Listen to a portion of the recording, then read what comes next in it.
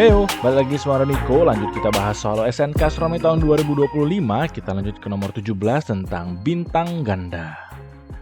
Kedua sketsa simulator ini menggambarkan dua bintang yang saling mengorbit satu sama lain dengan pengamat pada arah tegak lurus bidang orbit.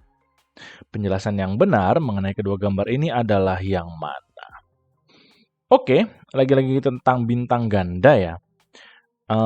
Sebelum kita bahas bintang ganda, bagi kalian yang mau dapetin konten eksklusif dari Udaniko, bisa join membership-nya ya. Kita bahas tentang bintang ganda. Bintang ganda ya ganda. Dua umumnya saling mengitari satu sama lain. Kalau masanya sama, dia akan berjarak sama dari pusat massa keduanya. Kalau masanya berbeda, maka yang masanya lebih besar itu akan lebih dekat dengan pusat massanya. Gitu ya. Nah, udah nih kok ada bikinin simulator. Ini yang nunjukin ini aja sih masanya dan ininya ya. Oh, kita kecilin dulu biar agak lebih lambat. Oke. Misal bintang 1 masanya udah Niko perbesar. Set. Nah, maka jarak dia ke titik pusat massa atau barycenternya akan lebih gedean lagi. Nah, maka akan jadi kayak gini. Gitu ya. Kalau yang orange itu masanya lebih kecil, maka yang orange lah yang ada di luar. Oh, yang birunya kita perbesar deh. Nah, kayak gini. Intinya, masanya semakin besar, maka dia semakin mendekati titik pusat massa keduanya. Gitu ya, mereka saling mengorbit satu sama lain. Ini jari-jari kalau kita perbesar perkecil, secara umum tidak ada pengaruhnya secara langsung, yang penting masanya. Terus ini jarak pisahnya aja sih. Oke. Terus kita kembali ke soal. Ini ada dua buah foto ya. Yang pertama ini menunjukkan apa ini? Perspektif from Earth. Jadi tampaknya ini adalah perspektif ngelihatnya dari bumi. Jadi saat kita melihat dari bumi ke arah bintang ini, posisinya seperti ini. Tadi di soal juga diketahui sih bahwa posisinya adalah tegak lurus bintangnya. Dan bintang yang ini yang agak ke arah kuning-kuning orange muda ini berada lebih dekat ke titik pusat massanya. Ada garis silang ini ya. Garis silang hijau ini adalah titik pusat massa keduanya. Terus yang biru ini lebih jauh gitu ya. Berarti nanti ketahuan perbedaan massanya sih dari sini ya. Sama warnanya juga beda nih. Yang satunya agak kuning orange muda, yang satunya ke arah biru, biruish muda. So, dari gambar pertama ini nanti kita akan dapatkan info massa kayaknya ya. Karena posisi dari titik pusat massanya. Dan warna itu nanti menunjukkan suhu. Nah, di grafik kedua ini apa nih? Menunjukkan intensitas relatif terhadap fasenya ya. Ternyata intensitasnya satu terus nih, tidak berubah nih. Berarti dia apa ya? Nggak ketutupan satu sama lain. Dari grafik ini kita bisa ambil kesimpulan itu ya. Sip, kita lebih bahas detail satu persatu, tiap pernyataannya aja kita bedah. Yang pertama, kedua bintang mempunyai radius yang sama, orbit berupa lingkaran.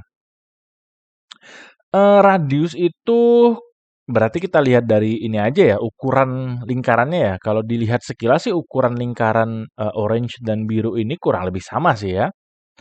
Tapi tidak ada info lainnya yang bisa kita pastikan apakah ini benar-benar sama. Tapi kalau mau dibilang sama juga ya mirip-mirip banget sih ini ukurannya.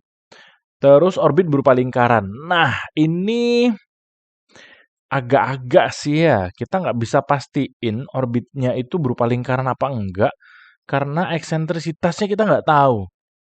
Jadi pernyataan pertama ini kita simpen dulu, agak masih meragukan karena tadi radiusnya oke lah dari gambar kita bisa ketahui, tapi orbitnya berupa apa itu tidak ada info secara persis. Eksentrisitasnya berapa? Bisa jadi misalnya kalau 0 ya memang lingkaran, tapi kalau lebih dari 0, misalnya 0,2, 0,5, 0,6, agak lebih ke arah elips berarti bentuk orbitnya ya. So, kita simpan dulu pernyataan yang pertama ini, tidak bisa kita pastikan untuk saat ini. Terus kita beralih ke pernyataan yang kedua. Kedua bintang saling menggerhanai satu sama lain. Tentu tidak ya. Pernyataan ini salah. Karena di gambar yang kanan, infonya ini, intensitas relatifnya satu terus nih, datar aja terus. Artinya tidak ada penurunan intensitas. Artinya tidak ada momen saat dia menutupi satu sama lain. Kalau ketutupan salah satunya berarti intensitasnya akan lebih redup gitu kan. Awalnya ada dua, satunya ketutupan, jadinya agak lebih redup. Nah, info di gambar yang kanan ini intensitas relatifnya satu terus, tetap. Berarti tidak ada menggerhanai satu sama lain. Karena info di soal juga bilang bahwa pengamatnya pada arah tegak lurus bidang orbitnya. Jadi kita nggak akan melihat binary star ini saling menutupi satu sama lain atau menggerhanai. Susah amat sih, menggerhanai. Nah, salah ya. Pernyataan ketiga, bintang yang lebih dekat dengan tanda X lebih kecil masanya daripada bintang yang lebih jauh dari tanda X. Tentu tidak. Berlawanan. Yang lebih dekat tentu yang masanya lebih besar. Kayaknya udah jelas. Yang D, luminositas dan temperatur permukaan kedua bintang sama besarnya. Tentu salah juga ya. Dari warna ini kita bisa mengimplikasikan bahwa temperaturnya berbeda. Warna itu menunjukkan temperaturnya.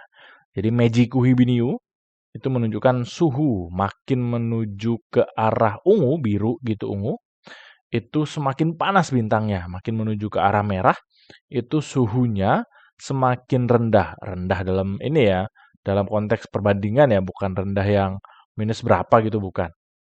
Nah, kalau dari keempat pernyataan ini, yang B, C, D udah bisa kita pastikan salah sih. Kalau gitu, bolehlah aman kita bilang bahwa pernyataan pertama itu benar. Nah, untuk mempelajari lebih detailnya lagi, ini udah Niko gunain simulator. Tampaknya simulatornya sama persis dengan yang digunakan oleh pembuat soal. Oh ya, simulator yang model kayak gini, ini udah Niko share bagi teman-teman member Black Hole ya.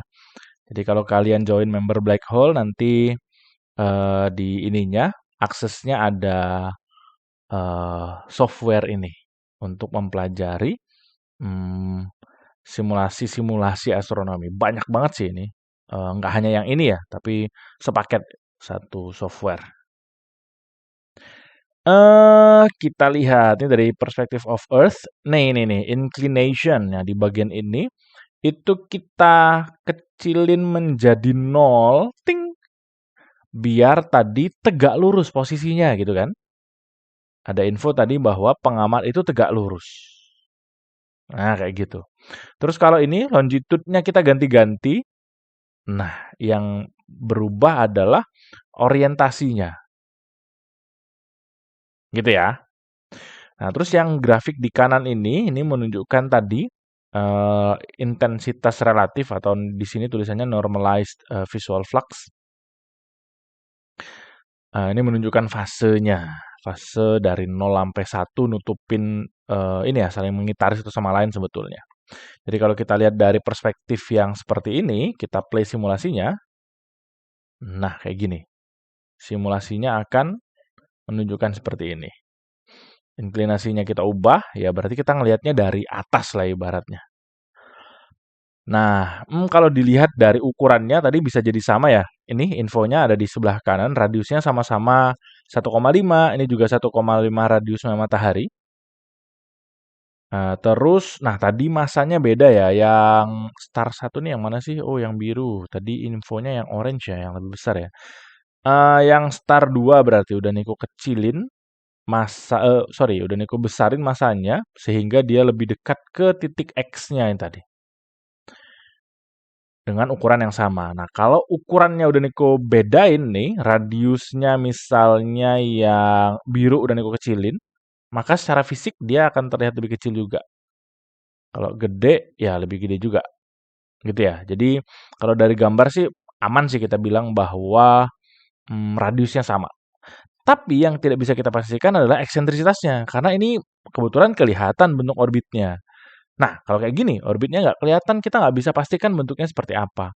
Di simulasi yang sedang jalan ini, eksentrisitasnya adalah 0,3. Jadi misalnya kita post nih, set, kita post terus tadi suruh nebak tuh, bentuk lintasannya apa?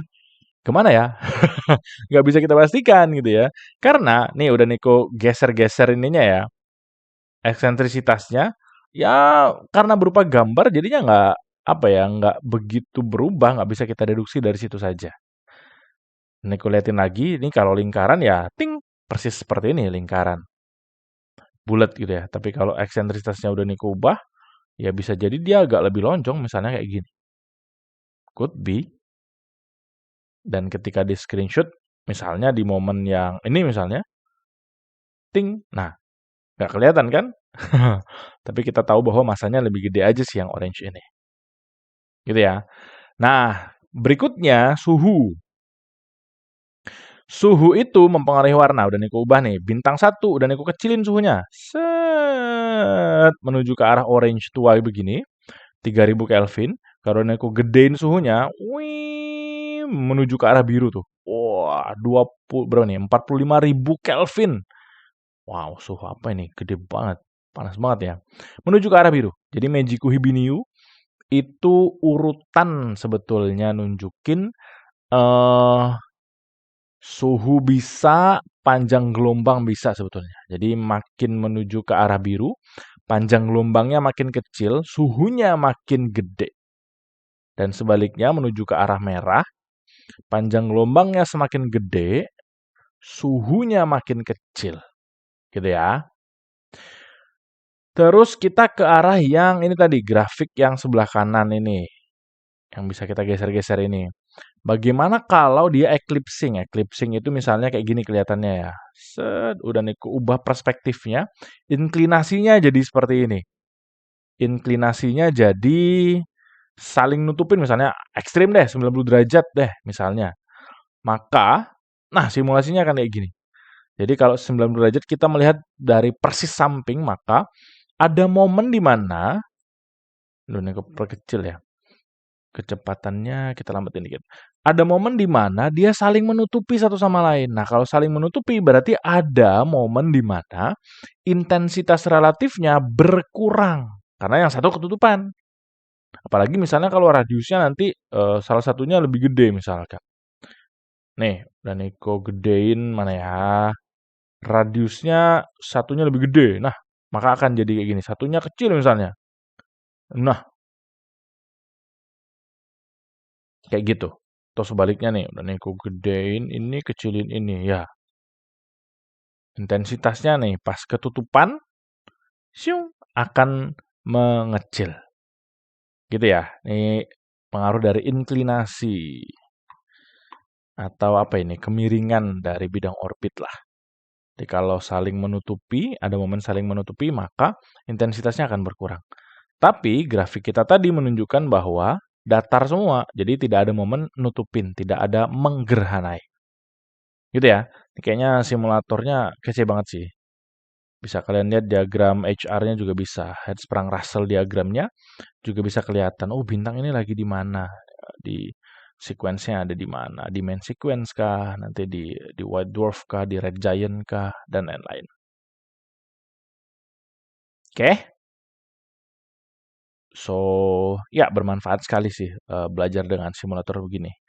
Pas banget sih tadi eh sama dengan yang di soal ya. Ininya ternyata pakai simulator gini pembuat soalnya. Sama dong. Nah, soal-soal yang berkaitan sama spektrum model begini itu masuk ke playlist fotometri.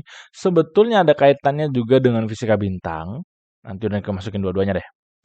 Yang kalau kita mau pelajari berbagai soal tentang binary star atau bintang ganda, Niko udah ambil 3 yang paling terakhir kayaknya deh ini. Ada tahun 2025, 2023, dan 2020. Linknya ada di deskripsi juga. Jadi kalian bisa pelajari yang lebih inilah variasi soalnya lah. Oke? Terus seperti biasa challenge. Niko udah siapin 2 soal challenge. Ini yang pertama. Kayaknya gampang deh ini ya. Kalau merhatiin yang tadi harusnya bisa. Haha. Yang kedua, ya agak sedikit perlu hati-hati. Tapi easy kok sebetulnya. Cobain ya. Terus seperti biasa kalau ada yang masih bingung boleh tanya aja, kita diskusi bareng. Itu dulu pembahasan kali ini, semoga bermanfaat. See you on the next number.